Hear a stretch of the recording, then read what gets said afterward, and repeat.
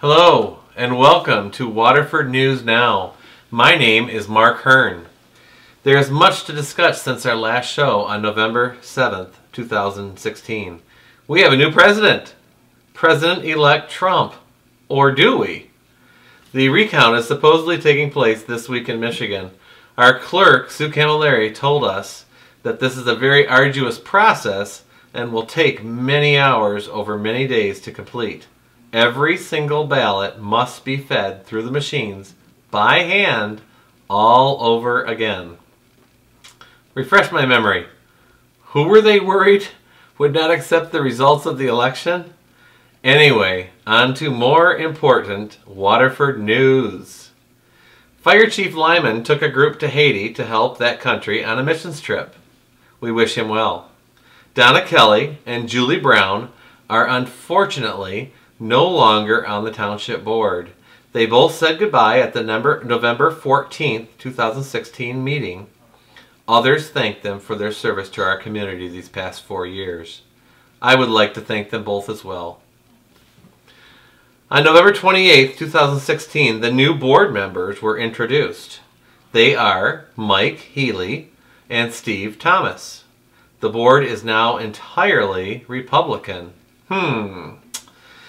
There was also introductions of new rank for many police officers. Jack Sutherland moved from being a sergeant to a lieutenant. I just actually spoke with him today to get some clarification for this show. Nice gentleman. Mike Taylor went from being an officer to a sergeant.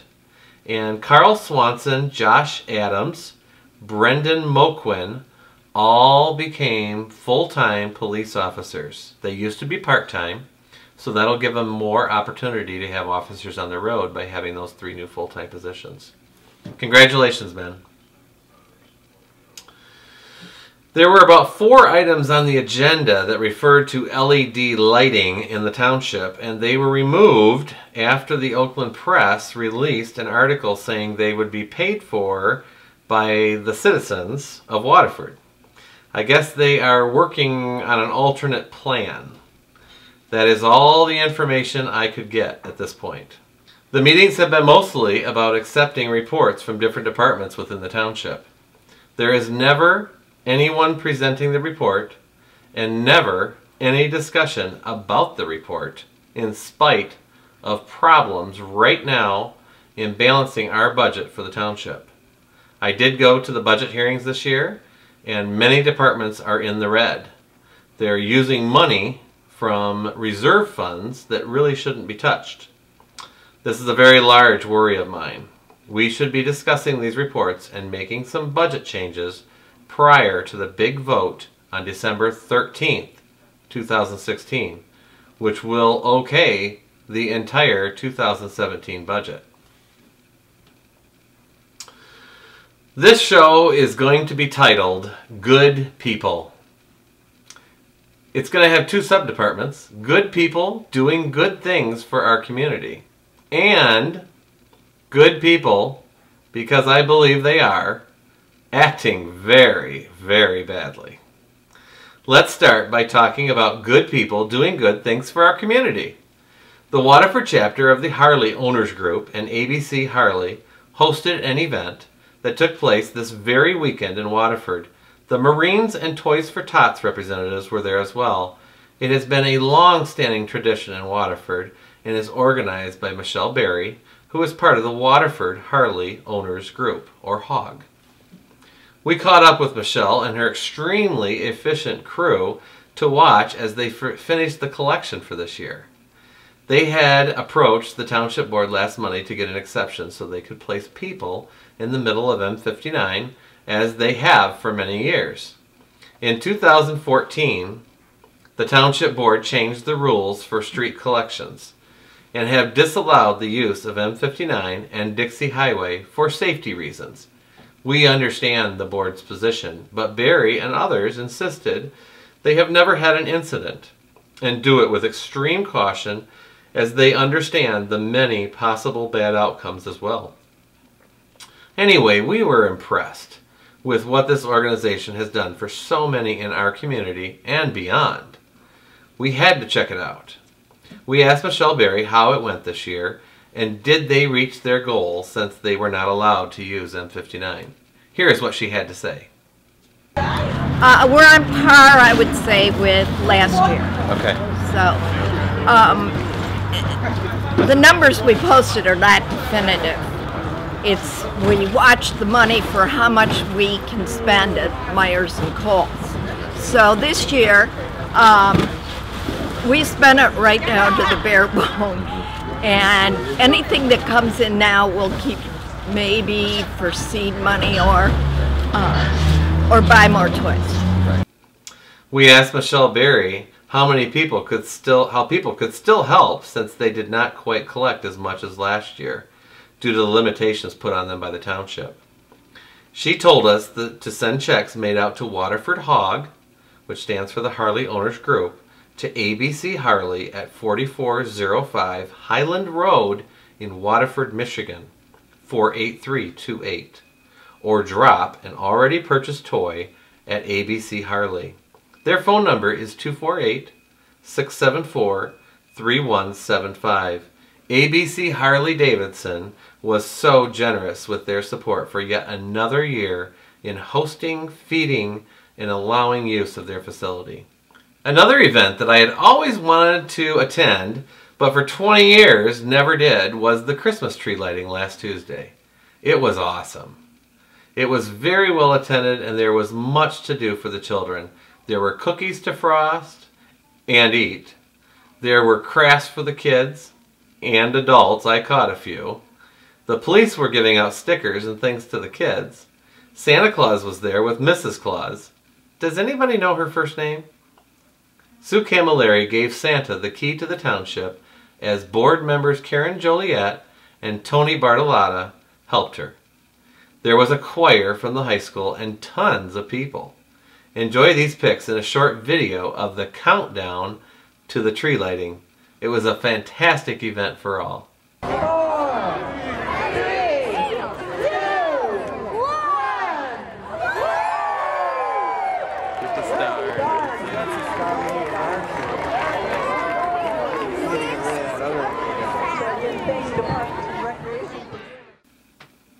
Now we need to move on to good people acting very badly. Very, very badly. On our last show, we indicated that Gary Wall, who I believe to be a very good person, finally got disgusted with me, a citizen, barging my way into his world, township government. You see, I attend all the workshops of late.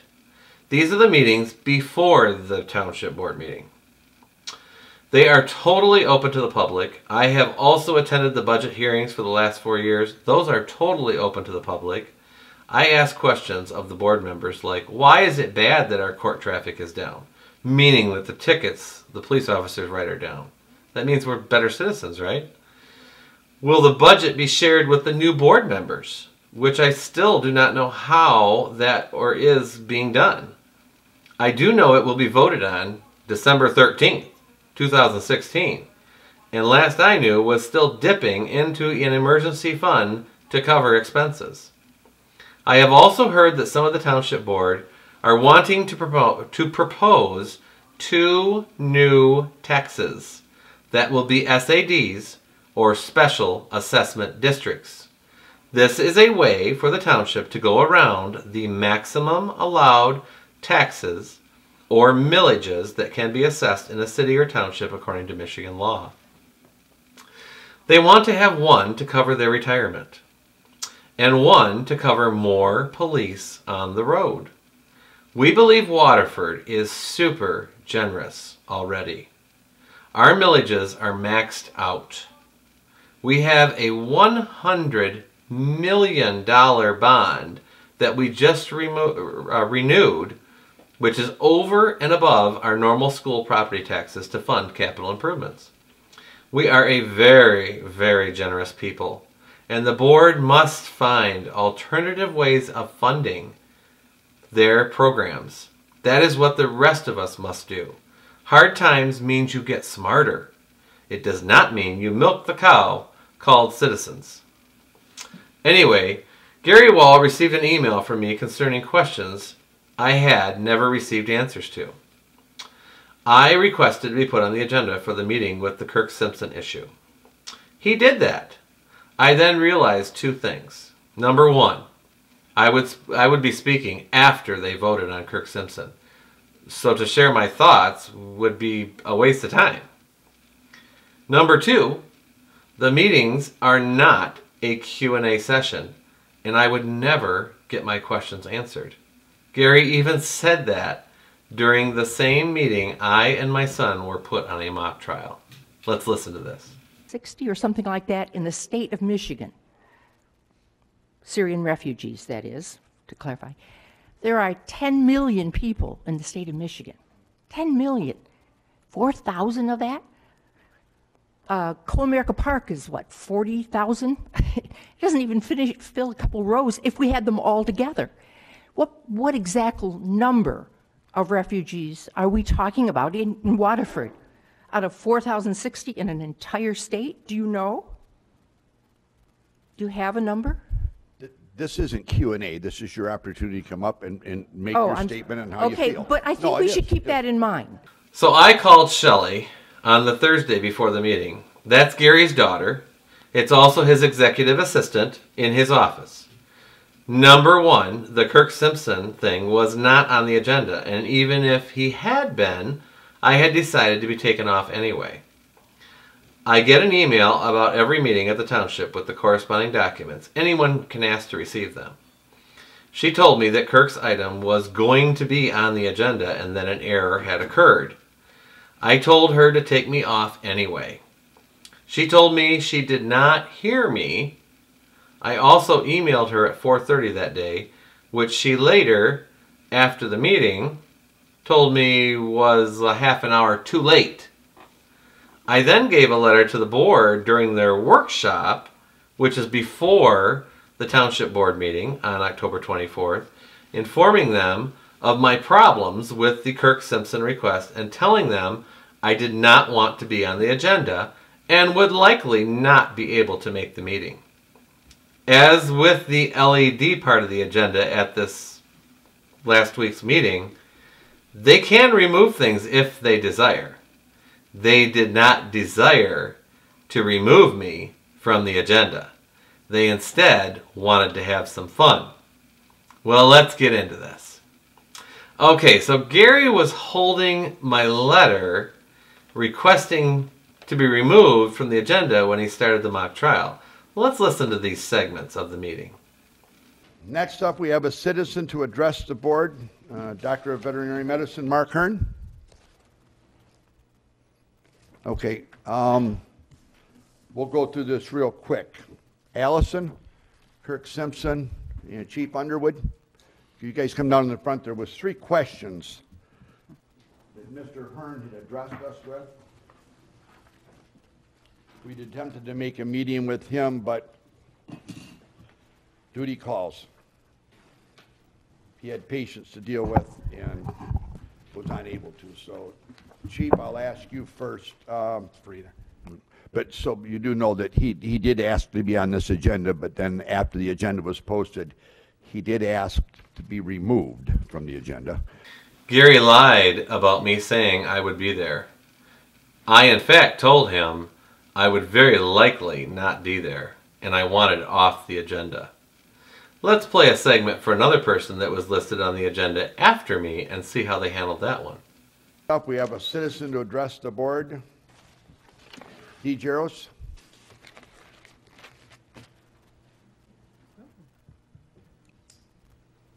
Okay. D. Jaros is not here. Okay, that brings us to the end of our agenda. He had not even asked to be taken off the agenda. He just was not there, and they proceeded to skip him.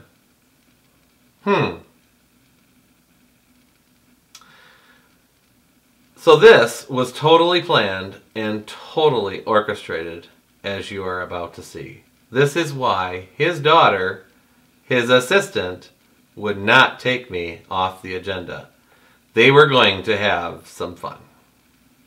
So let's just see how much of this is true. This is where the acting badly, very badly, comes into play. Kind of Can I address Give it to you. the whole matter before we address the questions?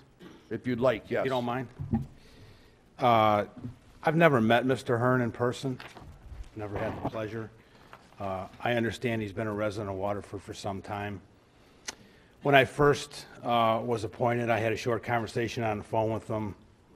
He asked me if his son could come in and do an interview for his television class at school, which I was happy to do. His son came in. We did the interview. He sent me an email shortly thereafter thanking me. From that point on, he continued to send emails after email after email, and they became increasingly more demanding, and I'm not talking about demanding in terms of my time or what the issues were. I meant demanding in terms of his tone and the way he talked in these emails. He tends to use, and I have copies of all of them, so I won't go through them all with you. But they tend to be derogatory, demeaning. I would characterize Mr. Hearn as a bully behind a keyboard. So I called Mr. Hearn on the telephone and said to him that if he has any questions, I'm certainly happy to answer them. I've been in public service all my life. I understand what it means to take care of the citizens of city or township, wherever it is that you're employed. So I encouraged him to call me anytime he had a question. I encouraged him to come in and speak with me.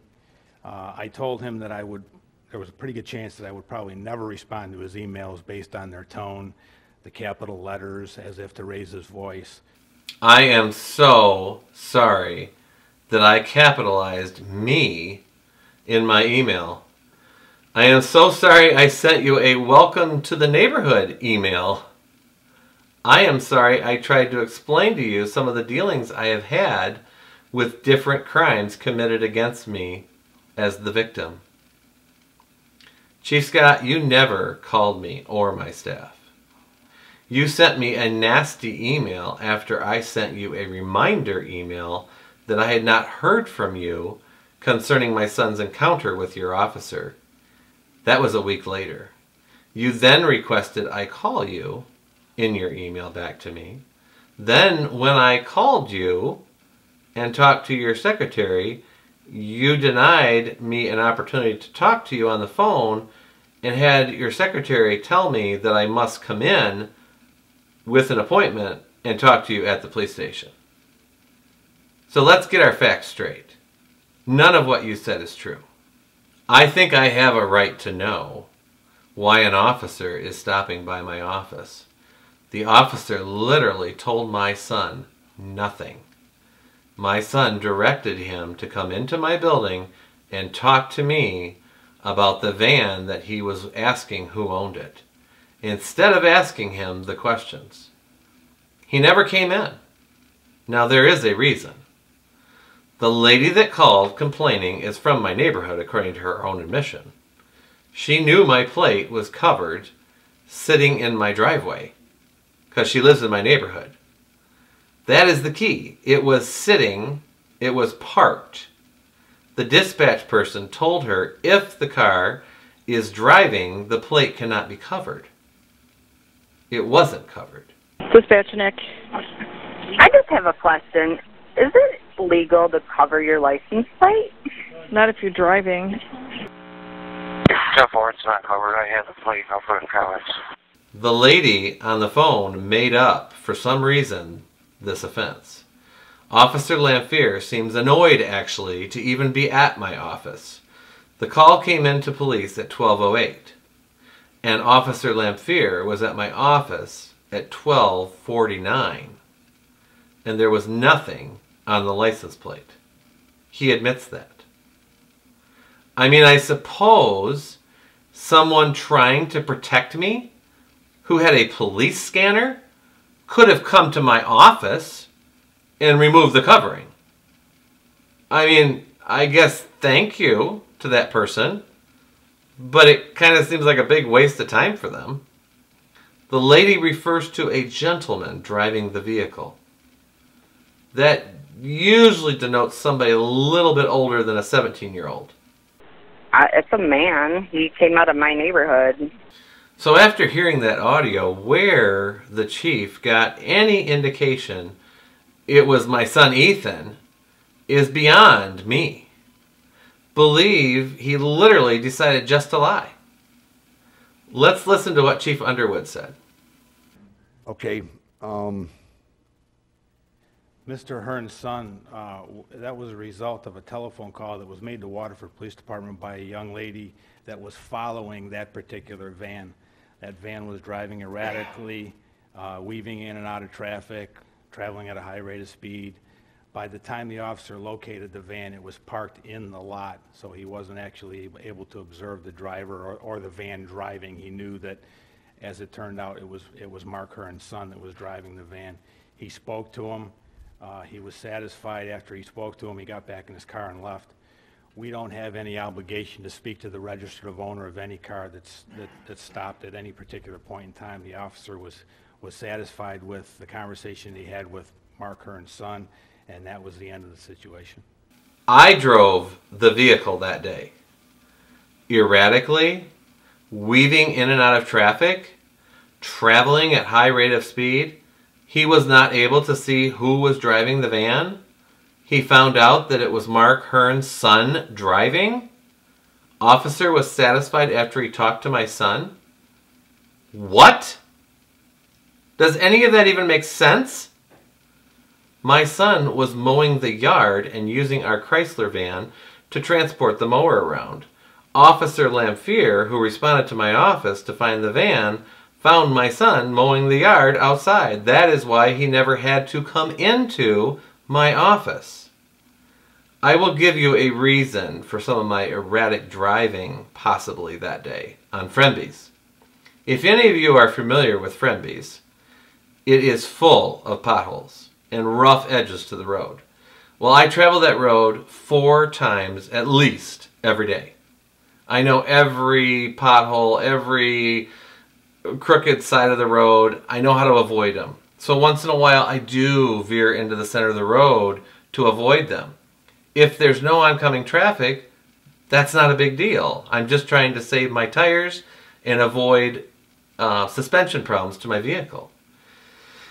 The high rate of speed, it's impossible on Fremby's. You can't go fast on Fremby's. There is no way to go fast on Fremby's. Number 1, there's too many potholes. Number 2, there's too many lights. There's a railroad track. There's a hill. There's a big curve. There's another big curve going back up the hill. Then there's a long light. Then there's another curve. There's no way to go fast on Fremby's. And that's the only road that she ever talked about me being on. From my neighborhood to Fremby's, which immediately comes out of my neighborhood, to my office, which is at the very other end of Fremby's. The first time I knew why the officer was at my office was when I listened to the meeting which I asked to receive a personal copy of on DVD. This was well after the October 24th meeting, almost 3 months from the incident. This was the first time I knew that my son was driving erratically. He is not an adult legally, as the police chief indicated, and he would know this too, as he can look anything up he wants. Police have a tremendous amount of power. So let's listen to Gary again. Well, I can tell you for a fact, the first time I get a ticket driving my dad's car, I'm glad the police department didn't show up the house with the ticket, give it to my dad. You and me both. I wouldn't be sitting here right now. Yes, Gary, I agree totally, and that is why I immediately called the police station on 8/3/2016. And when I was not able to reach the chief due to his lack of voicemail at that time, I did leave a message with the front desk. But I have never received a call back when I have done that in the past. So I knew that would be a dead end. I resorted to email and capitalized me. Wow. So sorry. I also sent another email a week later with a very short note explaining that I had not heard anything and I was wondering if I could be told what had happened. This is a video about the police chief and about the covering over the license plate. Okay, was there something goofy about the license plate on that car? Yeah, it was the caller originally indicated that the license plate was covered, and as it turned out, it was covered with some kind of a gray, I don't know what it was made out of, cover that said something to the effect of Michigan screwed you or something like that. Okay. Michigan government screwed you, or I can't remember the exact verbiage, but that was the cover on the plate. But once again, when the officer made contact with the young man and spotted the vehicle, he had a conversation. He was satisfied with the conversation they had, and that was the end of the matter. Now, I'd like you to listen to the dispatch audio from the police officer who was at my office observing the license plate with no cover. They were just concerned that they were driving with the plate covered. 10-4, it's not covered. I had the plate. I'll put in comments. Obviously, the police chief has no idea what actually happened. Sorry, Scott. Hey, go sit over there. Has Mr. Hearn been talked to about the van and informed about his son driving like a maniac, the license plate? No, his son's an adult. His son has a driver's license, and You haven't had no conversations with have him? not had a so- conversation with Mr. Hearn about that, no. That is a very good point, Tony. Tony, are you saying that you could not read between the lines and see all those lies? Instead, you laughed? It wasn't really funny. Why was a father who wanted to be a responsible dad not afforded information on August 3rd, 2016, when the incident happened? My son is not a legal adult, as the chief presented. That was a total lie, and he knows it. It took me over a month to set up the 1 p.m. meeting as well. That is way too long to ignore such a problem. I have contacted the Oakland County Sheriff Administration and was told that erratic driving, which is really not a type of driving legally, but would most likely fall under reckless driving, which is a criminal offense, must be discussed with an adult if a minor is involved in such activity. My son is definitely a minor. He is under 18. He has always looked older, but Chief Underwood, I believe you acknowledged that he did a school project with you and interviewed you, meaning you knew he was in high school. He asked me if his son could come in and do an interview for his television class at school, which I was happy to do. His son came in. We did the interview. Usually, if they are in high school, they are minors. Usually. The police chief had one more question from Gary that was just ridiculed and totally not answered in any format whatsoever. This was not a funny question. I meant it very seriously. There is no reason anyone should be stopped that is circulating information on public property.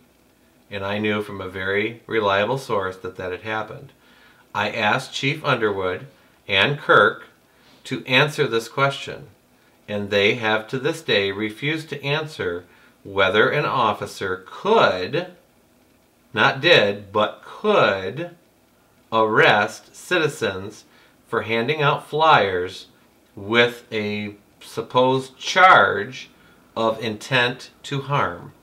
The next part of the mock trial was from Parks and Rec, and Allison, who has discussed all of this with me at length. In fact, she is the only one that has discussed this with me, and we are working on a wonderful solution to our pile of debris in the Nature Center. However, I like to call it a habitat or garden. Just as an aside, I contacted all these people, Gary, Kirk, Chief Underwood. They all were contacted, and none of them wanted to speak with any of us on this taping. They didn't want to do it at all. So I am using their words, documents, and audio that we FOIA'd from the township. This is nothing I made up. This is real stuff, people. Only the truth. I truly believe Allison was asked to get involved in this event, and she is an employee of Gary's. You think it would be cool to say no to your boss? Allison is awesome and works herself crazy to set up activities for this township and maintain our awesome parks. Besides that, she's just nice. She forwarded me some pics that she took in June. I told her those were horrible pics. I also indicated that when they were taken in June, we had just gone through the nature center area across the street from my home and cleaned up numerous logs, sticks, and debris that will decompose naturally. I then add grass clippings through the year and a nice finished coat of mulch leaves in the fall, and it looks nice. You know, after we're done in the fall, it looks really good. A resident contacted the township and notified me of a rather large brush pile that appeared in early June. And I went out and took photos on June 7th of Riverview Drive looking south onto the Nature Center property. And there was a very large mass of yard waste dumped onto that property, along with a lounge chair, 2 different areas in that area that were dumped on, and so we subsequently affixed no dumping signs to notify those who might be committing the dumping on the Nature Center property. And Drayton Plains Nature Center is all of our property. It's a township park. Correct. Yes, it's a Waterford Township Park, yes. Now, did you talk to the Nature Center board or friends of the Nature Center about the signs, whether they approved or disapproved to put them up? I did not, but we had an issue about dumping on the property consistently over the number of years that I've been with the Parks and Recreation Department, and I did not speak to them prior to putting up the signs, although I since have spoke to them about this issue. Okay. And 2 years ago, that was a phenomenal patch of squash growing right there where that pile is at. So. It was. I'm serious. I picked some and took them home. Public land, public garden. Anybody's welcome to it. So we've got some video and some pictures of that so you can look and see what it looks like now. I then indicated that this was the first time I had seen the chair that was reportedly back in the Nature Center. I verified with my neighbor that the chair was not in the compost habitat pile as was reported at the meeting.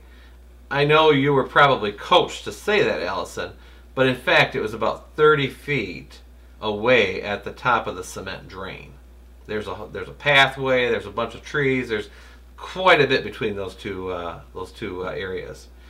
I have lived here over 20 years and have kept it clean back there, and have even used my backhoe to remove dead trees, smooth out paths, open up paths, and have never seen any large trash placed on our side of the Nature Center.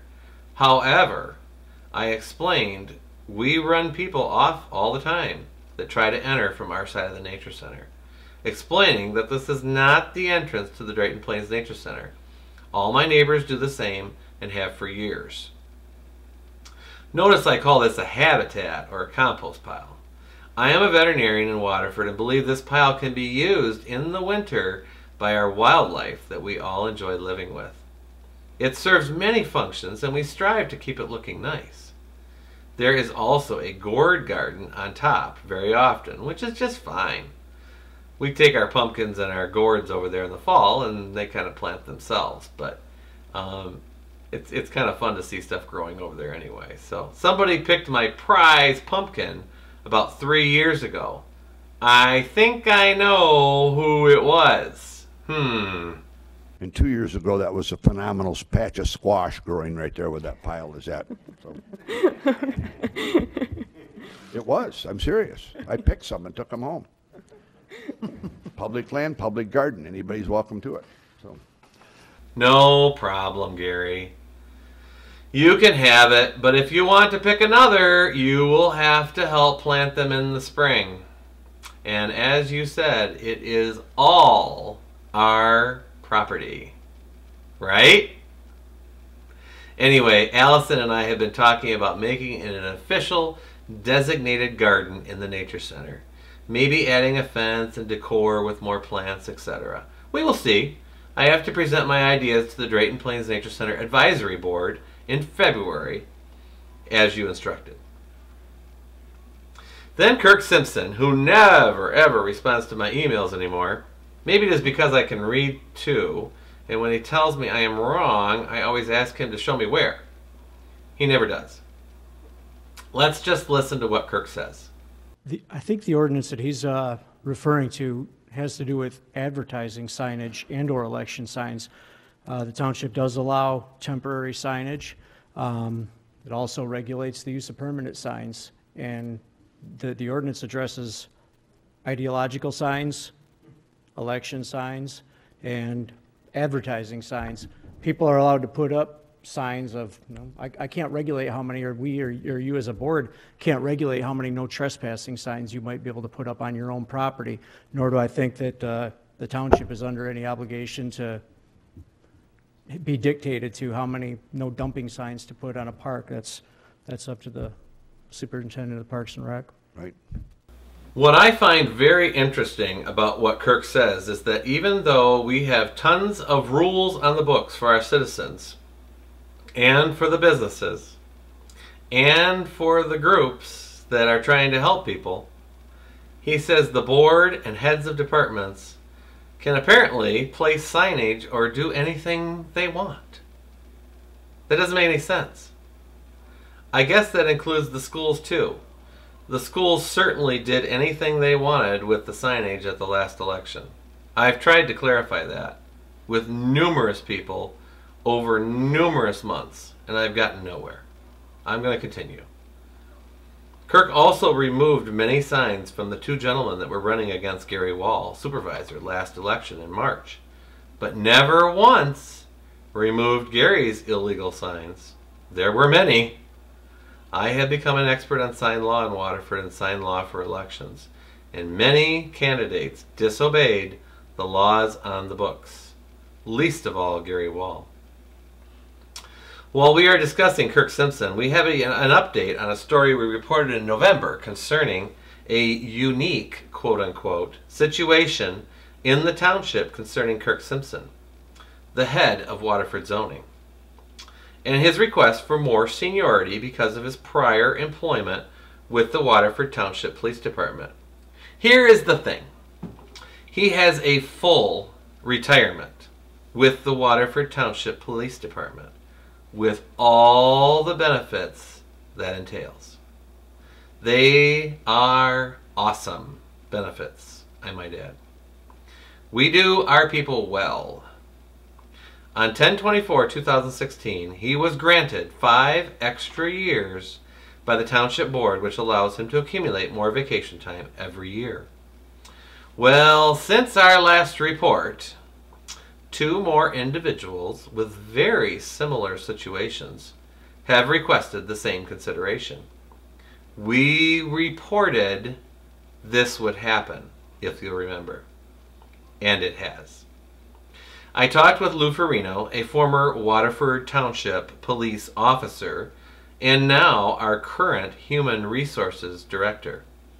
He indicated these situations are very, very different than Kirk's. I was given many reasons, and some of them honestly do not make sense. One was the requirement for 7 years of police experience for Kirk's job. In fact, according to the job description, it is police experience or code enforcement experience or advanced public safety. Educational qualifications may also be substituted for some experience. This requirement was in fact recently added to the job description from what we were told. I think after hearing this news show, I want everyone to remember the show's motto, which is a quote from one of our founding fathers, Thomas Jefferson. The 2 enemies of the people are criminals and government, so let us tie the second down with the chains of the Constitution or the rules of the township, so the second, government, will not become the legalized version of the first, criminals.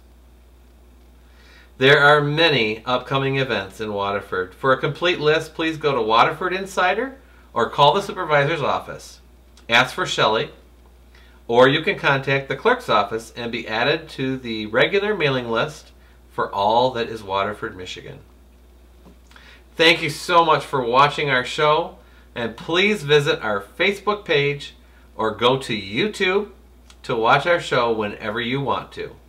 Please feel free to message us anytime on topics you want us to discuss, to give us suggestions, or just to vent.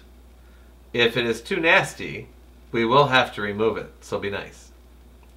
I would like to end the show with Uncle Si singing Mr. Grinch, but my producer tells me we can't. So look it up yourself. It is awesome. Merry Christmas, everyone, and have a wonderful New Year.